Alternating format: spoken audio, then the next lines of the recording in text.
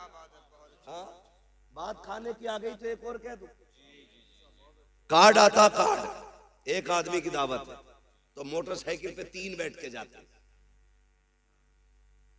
समझ रहे मेरी बात? ये बात गौर से सुनना। एक पे 3 बैठ के जा रहे हैं, रास्ते में दोस्त मिल गया, उससे कहते तू भी टंग जा। कई लोगों की ये कंडीशन है, देखी ताहिर भाई के पैर रखने जगह नहीं, ऐसे चिलगाड़ी बन गई। दावत खाने जा रहे आप, क्योंकि पैर रखने की इतनी जगह ही कब है? वो तो बनी 2 लोगों के लिए थी, 4 बैठ गए, फ्री की खाने गए। पहले एक बात याद रखिए, मेरी बेटी हो या आपकी बेटी हो, हर बंदा खाना अपने मेहमान के हिसाब से बनाता है। ठीक है जी? और क्या करते हैं, अगर 100 मेहमान उसकी लिस्ट में होते हैं तो 120 लोगों का हर बंदा खाना बनाता है, बच जाए कम ना पड़े। बेशक। और जितनों को दावत देता मैं हूं या आप हूं, उसके रजिस्टर में चढ़े होते कितने लोग खाने वाले। अब अंदाजा लगाइए, एक के साथ एक फ्री आ गया, उसने बनाया था 120 लोगों का, खाने वाले कितने हो गए? 200 हो गए ना, 100 का डबल हो गया तो 200 हो गए, और कभी कभी 250 भी हो जाते हैं। अब ये बताइए, ये जो आप एक की दावत पे 3 टन के जा रहे हो, तुम्हारे बाप की जागीर थी? खुद सोच के बताइए, तुम नहीं जानते। एक बाप जब बेटी को रुखसत करता है ना, लोग खाने के ऐप बयान करना शुरू करते हैं। नाक तक भर के खागा और तीली डाल के कहेगा नमक तेज था, हल्दी कम रह गई, बोटियां गला दी। कुछ कहता छोटे पीस होते, मुंह का साइज देख के जाता ना। गुंडागर्दी है ये खाने में भाई। एक गरीब मर गया रोटी पकाते पकाते, तुम किसी के खाने को खाने के बाद कहते हो इसका चावल कच्चा था, नमक तेज था, मिर्च ज्यादा थी, हल्दी कम डाली गई, तेल ज्यादा था। और यार इतना बोलने से पहले जरा पंडाल में जिधर खाना चल रहा है उधर देख तो सही। किसी कोने में बेटी का बाप गर्दन झुकाए खड़ा होगा, वो देख रहा होगा, वो दिल में कहता होगा मालिक रोटी कम ना पड़ जाए, मालिक शोरबा कम ना पड़ जाए। किसी कोने में खड़े होके कहता है या अल्लाह आज इज्जत रख लेना, तुझे क्या पता तेरी नजर में तो एक वक्त का उड़द गोश्त है। उस बाप से पूछ, उसने इस उर्दों के लिए कितने दिन ओवर टाइम ड्यूटी की है। उससे पूछ एक वक्त के खाने के लिए उसने कितनी रातों में उठ उठ के मजदूरियां की है। उससे पूछ उसने कितनी मेहनत से एक बारात का खाना बनाया है। जब से बेटी पैदा हुई है इसने नए कपड़े पहनना छोड़ दिए थे। जब से बेटी घर में आई थी इसने घी दूध खाना छोड़ दिया था। जब से बेटी घर में आई थी इसने अपने शौक खत्म कर दिए थे। और तू कहता है खाने में कमी रह गई है। और शर्म कर, शर्म कर, अगर खाने में कमी थी भी तो ना कहता कमी है। अगर कोई पूछता कैसा है कह देता खुदा का शुक्र है बड़ा अच्छा खाना बना है। तेरा इतना कह देने से तेरे पेट में दर्द नहीं होता, लेकिन इतना जानता हूं अगर तू खाने की तारीफ करता जमीन पर गरीब राजी हो जाता, अर्शों पे खुदा की रहमतें राजी हो। क्या बात है, सुभान अल्लाह, सुभान अल्लाह, बहुत अच्छी, बहुत। हाँ, पहली बात तो ये करनी है भाई, जितनों की दावत है इतनी जाएंगे, समझ गए? बोलो इंशाल्लाह। हाँ, जितनों की दावत है उतने ही जाएंगे। और मैं तो कहता हूं अगर तुम्हें पता चले ना कोई बेटी को रुखसत कर रहा है और उसने अपनी इज्जत बचाने के लिए लोगों को दावत दी है खाने की, तुम्हारी खुराक तो रोटी है ना, एक रोटी अपने घर खा के जा, एक रोटी बेटी वाले के दस्तरखान पे खा, एक रोटी बचा दे। खुदा की कसम अगर तेरी छोड़ी हुई एक रोटी से गरीब की इज्जत बच गई, अल्लाह कयामत में तेरी इज्जत की हिफाजत फरमाएगा। हाँ, ये बहुत छोटी छोटी बातें हैं लेकिन ये जन्नत में ले जाने वाली बात। लोगों की इज्जत का ख्याल रखा करो, मान रखा करो लोगों की इज्जत का। अल्लाह आपको सलामत रखे। कोशिश ये करनी है हमें सिर्फ जलसा नहीं कराना है, हमें हुजूर के दीन की भी मदद करनी है, हमें इस्लाम की बेटियों की भी मदद करनी है। और एक बात जिम्मेदारी के साथ कहना चाहता हूं, जो जरूरी बातें वही कहने के लिए आया हूं। कोशिश ये करें, मैंने भी मस्जिद देखी, अल्लाह सलामत रखे उन लोगों को जिन्होंने मस्जिदों को अपने घर से ज्यादा खूबसूरत बनाया है। और इतनी गुजारिश हो रही, जैसे तुमने पत्थर से मस्जिद को सजाया है ना, वैसे सजदे से भी मस्जिद को सजा लेना। बेशक जिस खूबसूरती से तुमने मस्जिद बनाई है ना, उसी खूबसूरती से तुम जाकर सफों में भी बैठना। अल्लाह सबका दिल मस्जिद में लगाए, सबको 5 वक्ता नमाजी बनाए। बड़ी प्यारी मस्जिद है और लग रहा था कि हाँ किसी जगह पे बैठे। मगर मेरा एक मशवरा और है, इस वक्त सबसे ज्यादा जरूरी है हमारी खानकाहों, हमारे मदरसों, हमारी मस्जिदों के साथ साथ हमारे अपने स्कूल भी होने चाहिए। जी जी बेशक। हमारे अपने, समझ गए ना मेरी बात, स्कूल जहां हिंदी इंग्लिश पढ़ाई जाती है, स्कूल, समझ गए ना। खानकाहों के साथ साथ हमारे अपने स्कूल भी होने चाहिए। इस वक्त हमें मुस्लिम कहां खड़ी है, एक ऐसे दोरागे पे कौम मुस्लिम खड़ी है कि तबाही के अलावा कोई रास्ता नहीं। बेशक। या तो आप अपनी बेटी को जाहिल रखिए और या फिर आप बेटी से हाथ धो बैठिए। बस 2 रास्ते हैं तुम्हारे पास। समझ रहे मैं क्या कहना चाह रहा हूं? या तो जाहिल रखिए आप बेटी को, अगर बेटी को बचाना चाहते हो तो जाहिल रखिए, और पढ़ाओगे तो खो बैठोगे। इसकी वजह यह है कि हमारे अपने स्कूल नहीं है, हमारे अपने कॉलेज नहीं है। लोग कहते नहीं नहीं कोई बात नहीं है, बेटी पे पूरा एतमाद है। मैं बेटियों तक एक बात पहुंचाना चाहूंगा, खुदा की कसम सुनो, दुनिया में जो तुम्हारा बाप तुमसे प्यार कर सकता है वो तुमसे कोई प्यार नहीं कर सकता। बेशक बेशक। लेकिन कमी क्या की हमने? हमने अपनी बच्चियों को स्कूल नहीं दिए। वो ट्यूशन पढ़ने जाती हैं, वो स्कूल पढ़ने के लिए जाती है। ट्यूशन के नाम पे क्या होता है आप सोच भी नहीं सकते। इस्लाम दुश्मन ताकत है, पूरी प्लानिंग के साथ खड़ी है। तेरी बेटी को घर से कदम निकालने की देर है। मैं नहीं कहता तेरी बेटी गलत है, लेकिन उसे बिगाड़ने में ज्यादा देर नहीं लगती है। इसलिए कि इस्लाम के दुश्मन पैसे भी लिए खड़े हैं, ऐश के सामान भी लिए खड़े हैं, पूरी मदद भी उनके साथ है। जो लड़कियां चाहती हैं वो हो जाता है, इसलिए कि पावर ताकत उनके साथ है। क्या कर सकते हो तुम? कुछ नहीं कर सकते। तुम्हें बताऊं दिल रोया जब मैंने एक वीडियो के अंदर देखा, हमारी बेटियां ट्यूशन पढ़ने गई तो वहां के पढ़ाने वाले उनके साथ बदतमीजियां कर रहे हैं। उनको 2 लड़कों के बीच में बिठाया जाता है, 2 लड़कों के बीच में एक लड़की बैठी होती है। हम ये सोचते हैं बेटी पढ़ने गई है, अरे मती मारी गई है हमारी, हम किस जगह पे चलने लगे हैं? आंखें बंद करके बैठे हो। कल जब बेटी चली जाती है, सोनू मोनू के साथ सोती है, फिर सर पीट के रह जाते हो। कैसे पलट के आएगी? गई हुई इज्जत कभी आया नहीं करती, जाने वाली आबरू कभी लौट के नहीं आती है। जैसे कबान से निकला तीर कभी वापस नहीं आता, जबान से निकली बात कभी वापस नहीं आती है, घर से निकली इज्जत कभी वापस नहीं आया करती है। जब बेटियां बेआबरू हो जाती है, कितना तड़प लो कुछ नहीं होगा। अगर इज्जतें चाहते हो, अपने स्कूल बनाओ, अपने कॉलेजेस बनाओ, उनको तालीम दो और दुनिया को बता दो हम करबला वाले हुसैन के मानने वाले हैं।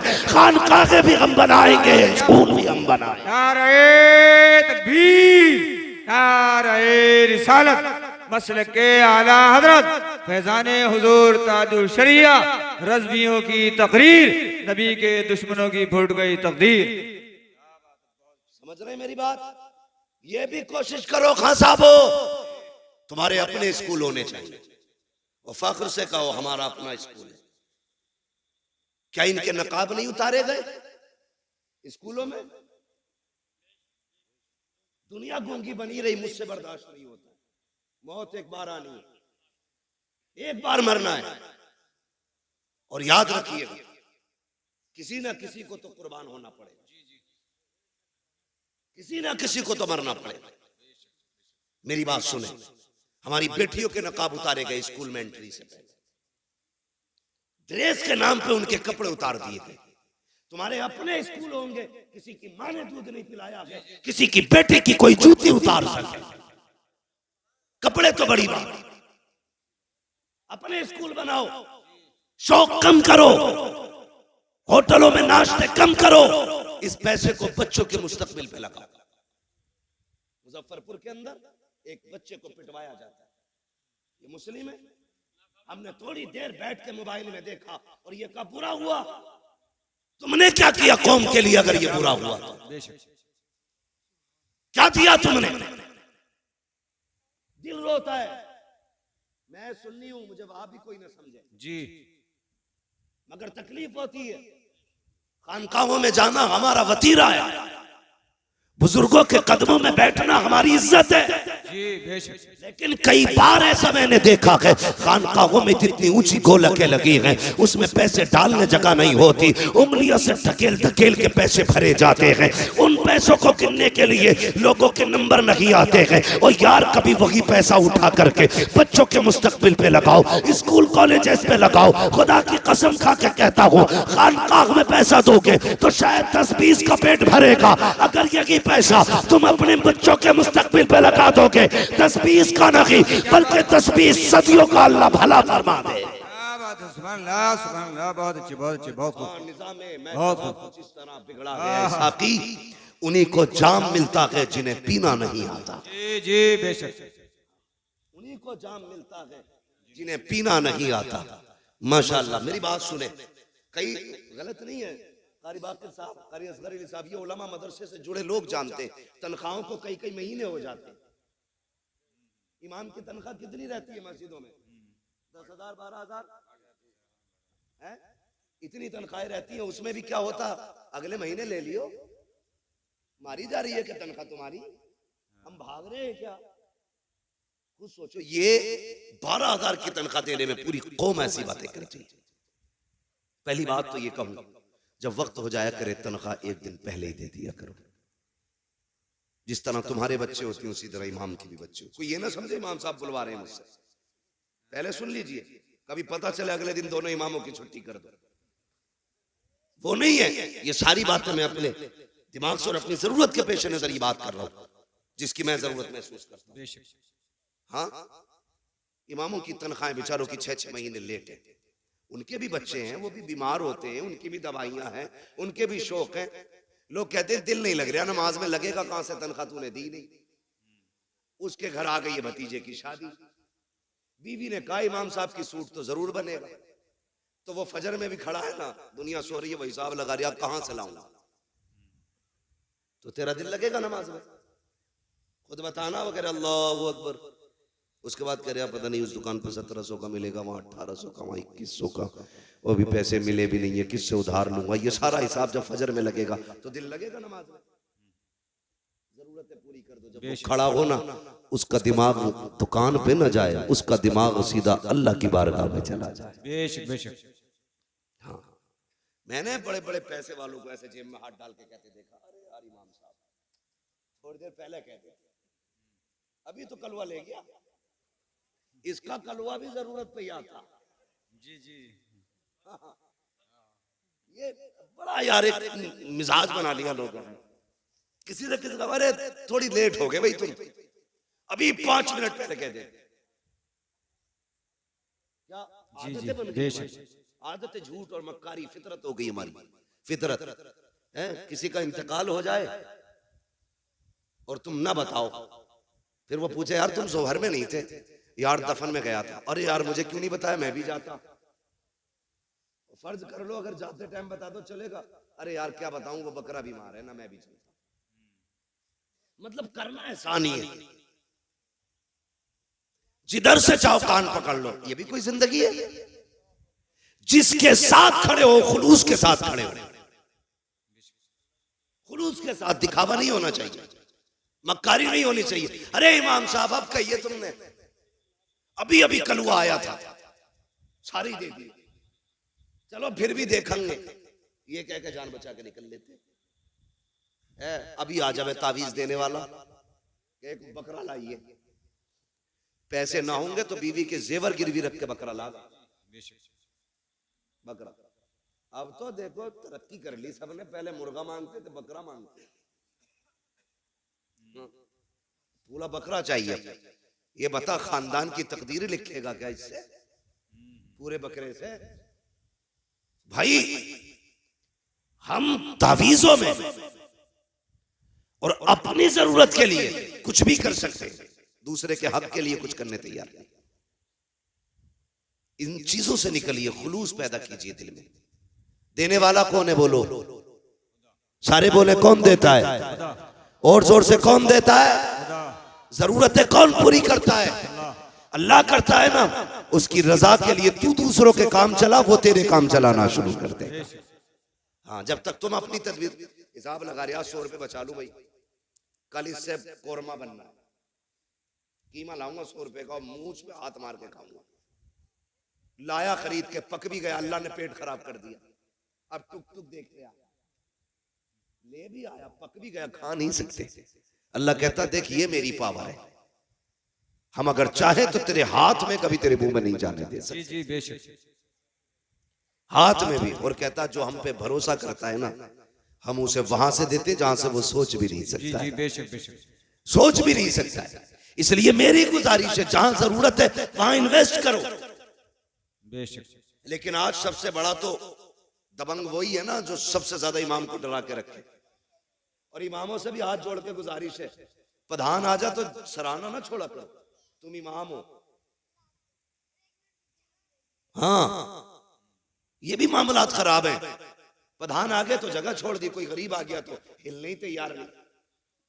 अपना भी समझो एक ही सफ में खड़े हो गए महमूद व अयाज। ना कोई बंदा रहा ना कोई बंदा नवाज। प्रधान भी है, खड़ा हो लाइन से। कौन है तू? मैं वो हूं जो गांव का प्रधान है, मैं मुखिया हूं, मैं जमींदार हूं। होगा तू, मैं मस्जिद का इमाम हूं। तेरी रसाई कहां तक है? थाने तक। मेरी रसाई खुदा तक है। तू थाने कब जाता है? जब दलाली का नंबर हो। मैं खुदा तक कब जाता हूं? दिन में 5 बार लेके जाता हूं। जी जी, पावर देख अपनी, और तू भी डट के खड़ा हो। अगर कोई कहे इमामत करनी है मेरी सुननी है, छोड़ दे मुसल्ला, कह देना। भूखे रह सकते हैं, इज्जत के सौदे नहीं कर सकते। और कई लोग ना इस चीज को इनकिसारी कह देते हैं, ये बड़ी आजिज़ी है। ये आजिज़ी नहीं है, चापलूसी है। तेरे पास वो चीज है जिसके बदले में दुनिया की कोई दौलत नहीं लग सकती। रब ने तेरे सीने में कुरान दिया है, इसकी बदल में कोई शय नहीं हो सकती है। बैठ डट के बता दुनिया को तू कौन है, बताना। हाँ, जो 4 लाइनें इंग्लिश में याद करते लोग उसके आगे खड़े होकर सल्यूट मारते। तूने तो 30 पारे कुरान के सीने में सजा रखे। लेकिन हम उसकी इज्जत नहीं करते। आगे लोटा ना हुआ, ये सफना बिछी, निकालो इन्हें। 5 मिनट लेट थे फजर में, इमाम 5 मिनट लेट हो जा तो इमामत से हटा दिया जाता है। तेरा बेटा 5 महीने से मस्जिद में नहीं आया, तुझे निकाला किसी ने मस्जिद से? नमाज तो सब पे ही फर्ज है ना, ये इमाम पे ही फर्ज है भाई। बोलो, ये नौजवान लोग डर रहे हैं क्या? मैं उसको नहीं कहूंगा, सब पे फर्ज है। सब पे फर्ज है ना नमाज, सब पे ही फर्ज है ना। तो ये जो सुबह सुबह जाके इमाम की खाट उल्टी करते हैं, इनकी जिम्मेदारी है घर से निकले तो बेटों की खाट उल्टी पहले करें, उनका हाथ पकड़ के मस्जिद में लाओ। अपने लल्ला को चादर उड़ाते हो, इमाम की चादर खींचते हो, फिर कहते हो निकालो ही नहीं। मैं एक मशवरा दे के जाऊंगा, आपकी वो तो मर्जी है, कोई भी कैसे करे। मैं नहीं जानता आपके यहाँ का हिसाब कैसा है। मस्जिद अच्छी है तो यकीन है कि लोग भी अच्छे होंगे। जी जी बेशक। हाँ, मैं सोचता हूँ मस्जिद देखी तो मुझे लगा लोग भी अच्छे होंगे। लेकिन एक फ्री में मशवरा दे रहा हूँ, इमाम को निकालने की जिम्मेदारी अपने सर मत ले लेना, वरना हो सकता पूरी जिंदगी आपको भटकना पड़े।